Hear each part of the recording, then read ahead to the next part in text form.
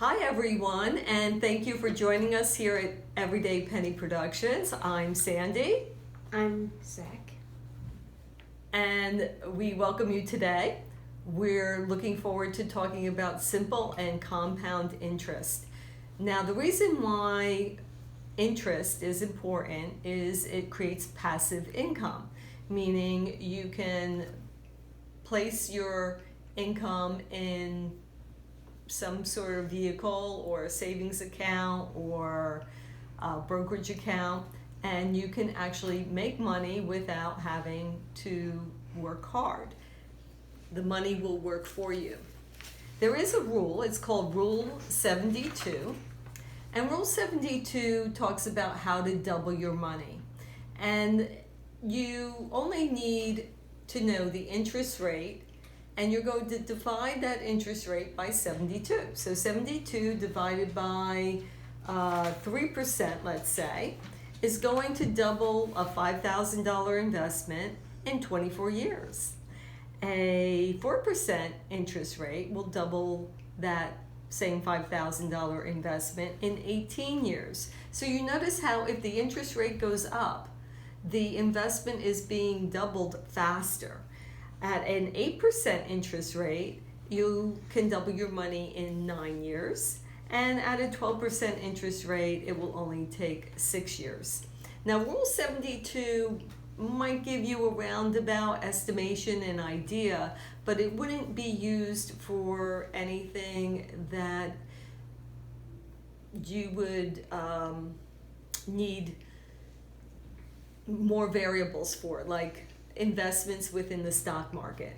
This would not be a good thing to try to figure out how your money is going to double, because you have people buying and selling stock every day. The numbers fluctuate, and it's not a straight level rate of return. So that would not be good. So we also have simple interest, and simple interest is paid or received over a certain period of time at a fixed rate on a principal that is either lent or borrowed. So a good example might be a car loan, and the formula for that, Zach, what's the formula for simple interest? It's the I equals the interest money created in dollars. The P is the principal, starting amount of money. R is for the interest rate per year in decimal form. Mm-hmm. T is the time the money is invested or borrowed in years. Okay, and the formula is P times R times T. So we thought of an example of purchasing a car, right? Yeah. And we thought that $25,000 was a good price to spend for a car, that we could get a car for $25,000.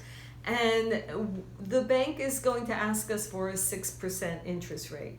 Now that is figured out by the bank with your credit report, which we will discuss in a different video, and your ability to pay back bills and whether you have a good job. So they take all of these variables together, and they decide on an interest rate that they will want to charge you to borrow their money. So I just did the math for it. Okay. And basically you have to pay $7,500 for the interest, and altogether you have to pay $32,500. Right. So if we had this loan for 5 years, we multiply. You got that number by multiplying what? I multiplied 25,000 times 0.06 times 5. For the amount of years. And then it got 7,500, but then I did 12 times 5, which equaled 60, and then I used, but I don't know what I'm saying. Okay, so he took the numbers, he multiplied them all together, he got 7,500. So when you purchase a car, you should think about that. If you're going to borrow money, is it worth that amount, or can you put more money down and make the loan less? Can you get the loan for a lesser amount of time? If you had less years, like 3 years, then borrowing the money would cost you less because you were borrowing it for a less amount of time. So that's simple interest. When we talk about compound interest, we're talking about interest that accrues and is added to the accumulated interest of the previous periods. So let's say you borrowed or you had $500 and you also deposited $20 a month. Yep. And you had a 10% interest rate. And this, where's the, here we go. This is the formula sheet for that. So we have P as the principal. You also always do the math within parentheses first. So you've got 1 plus the interest rate and then multiplied by the number of years. So when we figured that out, we had the $500, right? Yep. $500, and then we're adding what? $20 monthly. Monthly. So we have a whole bunch of those. Let's see, how I think many? you might need more than that. 2, 3. Hey, 3, 4, 5, 6, 7. 2 more. Okay, and what is this in my hand, Zach? That is supposedly $240. $240, which is the $20 a month for 1 year that we're going to deposit in the account where the principal was $500. Okay? And then we're going to get 10% interest on that money. So in the first year, how much money will we have at the end of the year? We would have $806. We'll have 806. So if we did that same thing, and now this money is accumulating and being added to with more 20s. More 20s. Here's exactly. What, for 3 years? This is just 2 years, and then we'll just use the rest of these and a few of these. Okay. So this now is the money that we put into the account for 3 years. And we made 10% interest. So now we would have 1,517. Okay, great. And then what happens in 5 years? In 5 years, you would get exactly $2,385, which would probably be.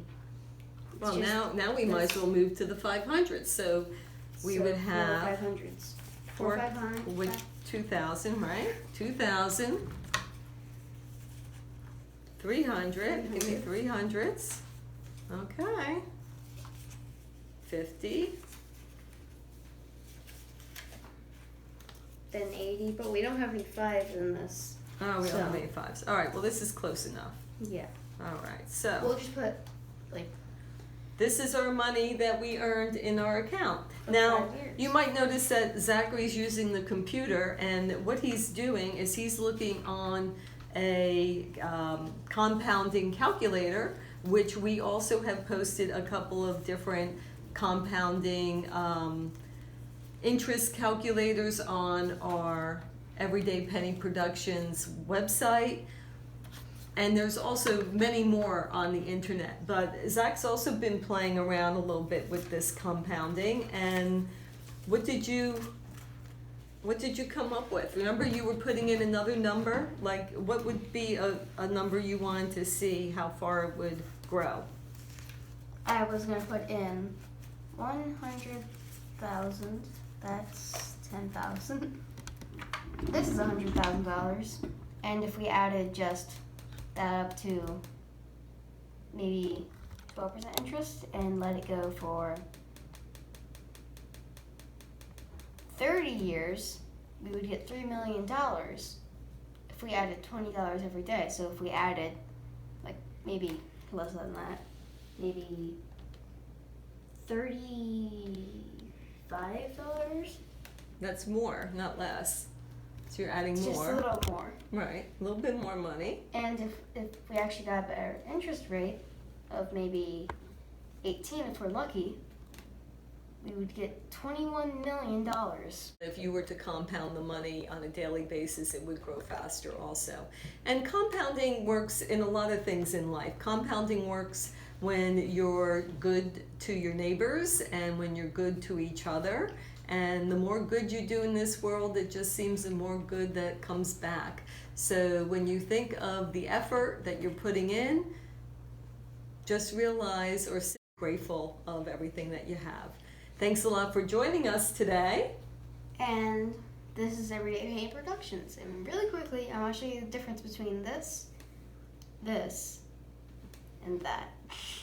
It goes down from so high just to that little. Do that again. Goes from about,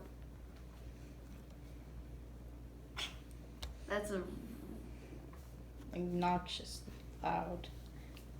septillion.